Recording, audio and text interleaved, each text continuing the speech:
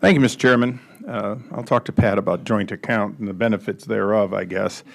Mr. Werfel, this is an important hearing, and I want you to continue working on it. Obviously, the IRS is behind, clearly behind the thieves. They're getting better at it. I think Mr. Connolly brought the right point, which is why rob a bank when you can rob Medicare, Medicaid, and the IRS? It's so much easier to rob the Federal Government through fraud and identity theft, candidly, than it is to walk in with a gun into a bank. However, I have some frustrations I'm bringing to you today. As you know, a number of months ago, the President made it clear that the behavior that occurred in an isolated basis in Cincinnati was unacceptable, and he charged that we'd get to the bottom of it. Well, we've gotten to the fact that it's not isolated to Cincinnati, as was said. It's not isolated to Washington. It goes to your Chief Counsel's office. And as we go to do our discovery, that's where the rub is. You promised us full cooperation, and yet the Office of Chief Counsel apparently has 70 attorneys.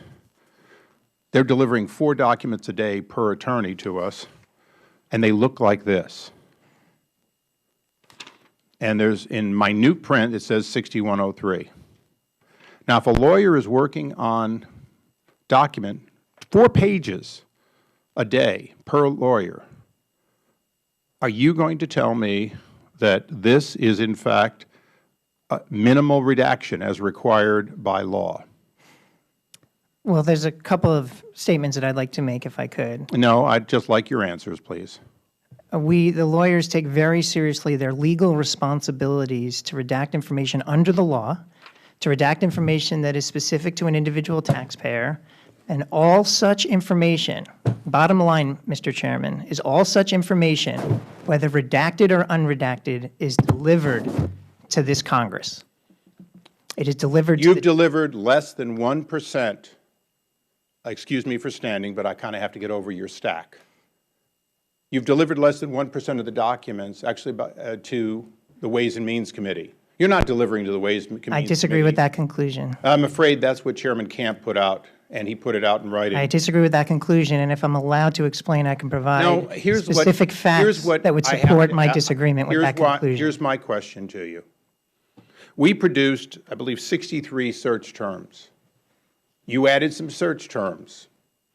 I'm not disagreeing with your adding progressive and looking for progressive. That's fine. I want more, not less. You came up with this. It added up to a total of about 80 search terms.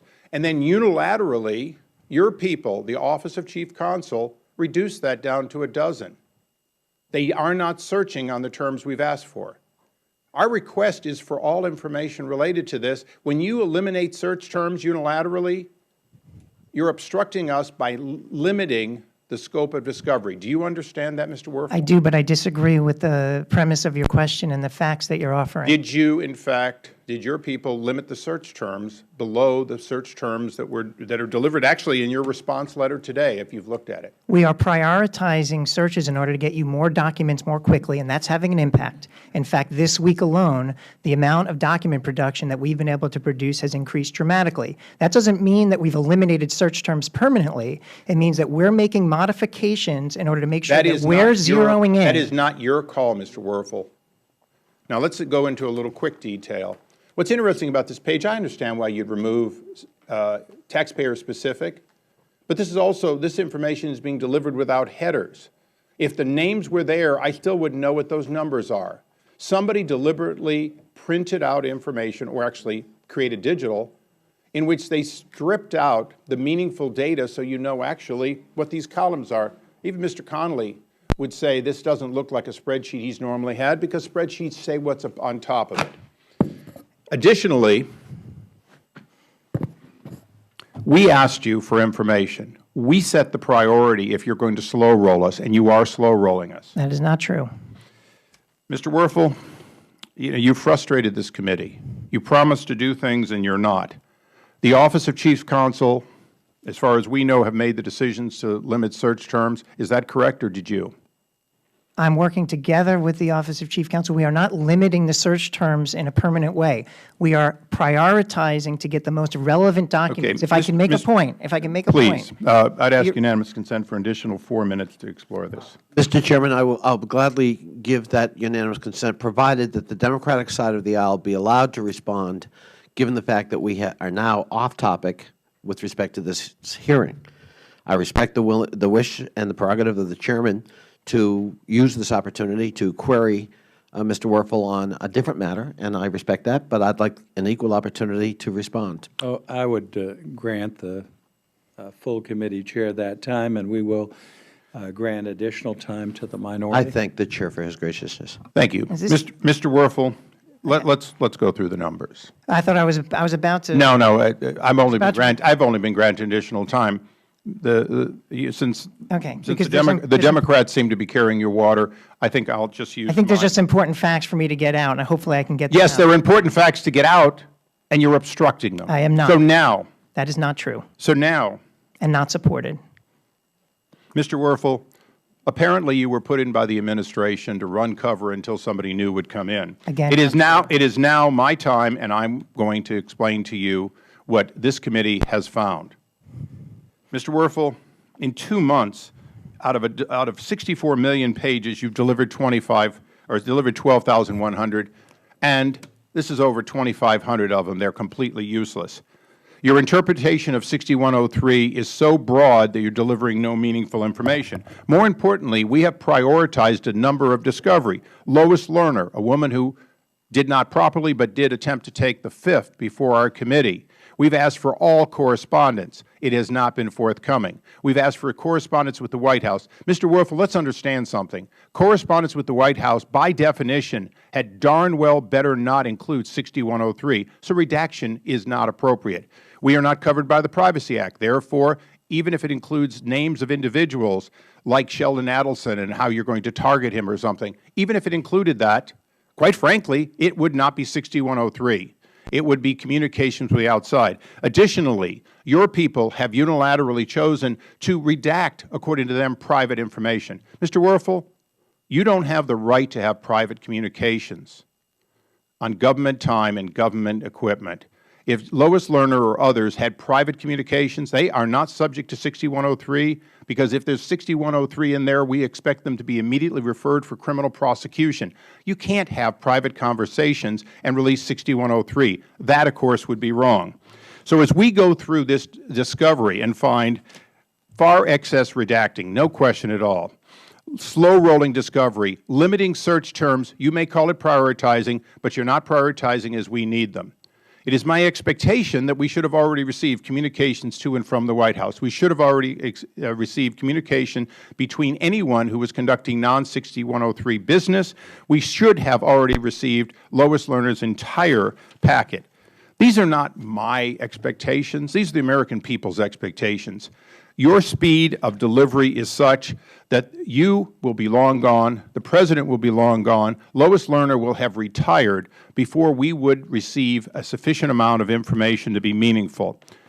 You're leaving me no choice. I've asked you for information. You're not forthcoming. Your own Chief Counsel's office appears to be clearly compromised. The lawyers there are included in this investigation. The communications to and from those lawyers clearly mean that the Office of Chief Counsel, a political appointed office, has been compromised.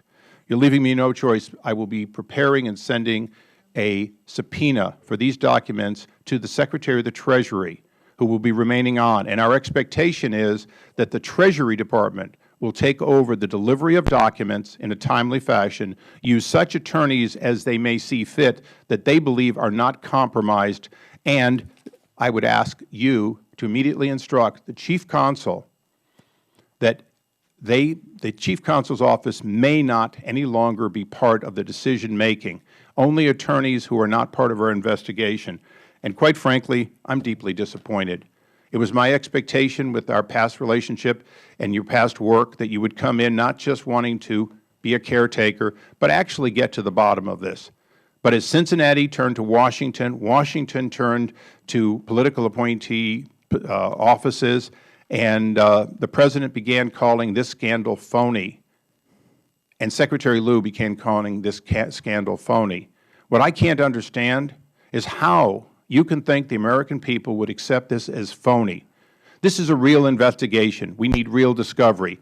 If these documents need to be redacted, then by definition, you have no reason to deliver them. If you can only deliver me blank pages, completely blank pages, deliver them to the other committee. But I'll tell you one thing. As these pages, which are almost impossible to figure out where they came from, are gone through by the Ways and Means Committee, you'd better hope, you'd better really hope that we don't find something there that clearly should not have been redacted, which we expect we will. Moreover, I'm sad to see you go because I thought you could do something. I'm sad to have to issue a subpoena because that's not what I thought we were going to have. We did not enter this investigation thinking that this was some grand conspiracy. We entered this thinking this was something fundamentally wrong. My Democratic friends are convinced that progressives were targeted, even though your own Inspector General has said he found no evidence of it. Well, he did find evidence of other groups, generally called Tea Party groups, having been targeted. We don't want to find only one side. We want to find anyone that's targeted, and we want to hold people responsible. Today, Lois Lerner is being given full pay and not held accountable. Our job is to find out everyone that should be held accountable and make sure the American people can trust this will not happen again, because I believe if we're thwarted in this investigation, this will become a pattern of behavior, whether by the Chief Executive of the United States or simply by individuals who have power within bureaucracies such as the IRS, the EPA, OSHA, and the like. Mr. Chairman, I now owe 6 minutes to the Democratic Duly member, and I noted. understand I yield back.